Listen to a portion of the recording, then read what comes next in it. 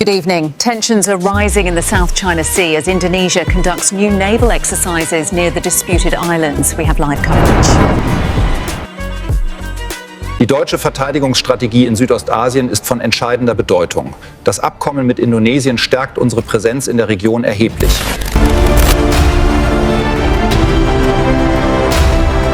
Skenario yang selama ini hanya menjadi bisik-bisik analis kini berubah menjadi headline panas. Indonesia dikabarkan tak lagi mempedulikan ancaman sanksi KATSA dan membuka pintu lebar untuk pembelian alutsista strategis dari Rusia.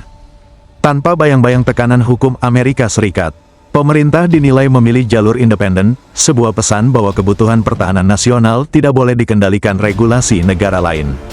Di tengah hiruk-pikuk modernisasi alutsista, satu pertanyaan terus bergaung namun jarang dijawab terang-terangan. Apakah Indonesia benar-benar berani membeli alutsista Rusia dan menantang sanksi Amerika Serikat lewat KATSA? KATSA bukan sekadar undang-undang biasa, tapi adalah tongkat geopolitik Amerika yang bisa memukul siapa saja yang berani terlalu dekat dengan Rusia. Bukan peluru, bukan rudal, tapi sanksi finansial dan di era ekonomi global. Itu seringkali lebih mematikan daripada senjata tempur. Indonesia pernah mendekat terlalu jauh. Kasus Su-35 menjadi bukti nyata. Kontrak sempat diteken, wacana barter digembar-gemborkan. Publik dibuat yakin bahwa kedaulatan pertahanan berada di atas segalanya. Namun ujungnya, sunyi, kontrak menguap, tidak ada seremoni pembatalan, tidak ada pernyataan keras, hanya keheningan diplomatik yang berbicara lebih lantang dari pidato manapun. Namun di balik narasi keberanian, risiko ekonomi langsung mengintai. KATSA bukan sekadar ancaman simbolik. Sanksi dapat menyasar akses perbankan internasional, kerjasama industri pertahanan, hingga transfer teknologi barat yang selama ini menjadi tulang punggung modernisasi alat utama sistem senjata.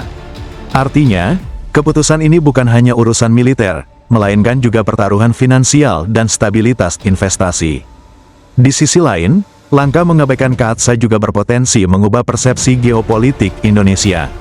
Selama ini, Jakarta dikenal memainkan politik bebas aktif, menjaga jarak aman dari blok kekuatan besar. Jika pembelian alutsista Rusia dilakukan secara terbuka dan masif, dunia bisa menafsirkan arah baru. Indonesia tak lagi sekadar netral, melainkan siap menanggung konsekuensi pilihan strategisnya. Pengamat pertahanan menilai dampaknya akan terasa pada interoperabilitas sistem. Mayoritas platform TNI saat ini terhubung dengan teknologi barat, mulai dari radar, avionik, hingga jaringan komunikasi tempur.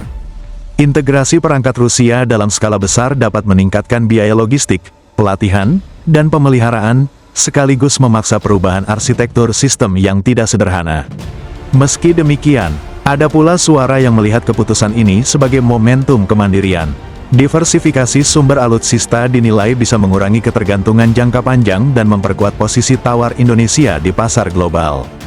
Dalam sudut pandang ini, mengabaikan KATSA bukan sekadar pembelian senjata, tetapi pernyataan politik bahwa pertahanan adalah hak berdaulat. Pada akhirnya, jika Indonesia benar-benar tidak peduli KATSA, dunia tidak hanya akan melihat transaksi militer, tetapi sebuah ujian besar antara prinsip kedaulatan dan realitas ekonomi global. Langkah ini bisa dikenang sebagai titik balik keberanian strategis, atau justru sebagai perjudian mahal di tengah panggung geopolitik yang semakin keras dan penuh tekanan.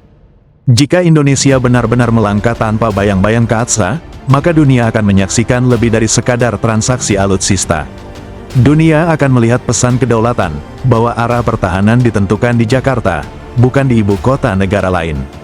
Namun sejarah selalu mencatat, setiap langkah besar menuntut ketahanan yang sama besarnya, bukan hanya di medan tempur, tetapi juga di meja perundingan dan pasar global. Di titik inilah ujian sesungguhnya berada. Bukan tentang siapa yang paling keras bersuara, tetapi siapa yang paling siap menanggung dampaknya. Sebab dalam geopolitik, keberanian tanpa perhitungan adalah risiko, namun perhitungan tanpa keberanian hanyalah keraguan yang tak pernah menjadi keputusan. Namun sejarah juga kejam, ia tidak memberi ruang bagi setengah keberanian. Melangkah berarti siap dihantam, membeli berarti siap disanksi, karena dalam geopolitik, tidak ada pilihan yang gratis, setiap tanda tangan adalah konsekuensi. Setiap manuver adalah taruhan, pertanyaannya bukan lagi mampu atau tidak, tetapi siap atau tidak menanggung badai setelah keputusan dibuat. Sementara bangsa yang berani mengambil risiko, akan dicatat, entah sebagai pelopor kemandirian, atau contoh mahal dari sebuah perjudian strategi. Jangan lupa like jika konten ini menambah wawasan, share agar diskusinya makin luas, dan subscribe supaya tidak ketinggalan analisis strategis berikutnya. Jayalah Indonesiaku!